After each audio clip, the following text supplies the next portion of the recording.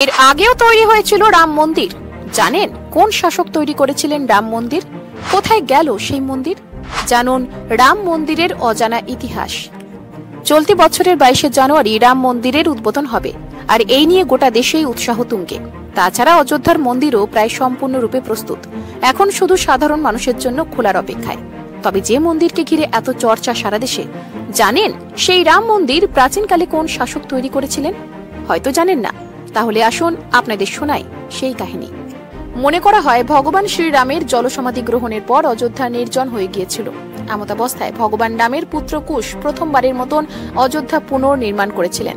জানা যায় 100 খ্রিস্টপূর্বাব্দে চক্রবর্তী সম্রাট বিক্রমাদিত্য রাম মন্দির নির্মাণ করেছিলেন। এরপর শুঙ্গ সাম্রাজ্যের সম্রাট পুষ্যমিত্র শুঙ্গ রাম মন্দিরের সংস্কার করেন। তবে 1527 থেকে 28 সালে মোগল শাসক বাবর অযোধ্যার রাম মন্দির ভেঙে সেখানে বাবরি মসজিদ নির্মাণ করেন।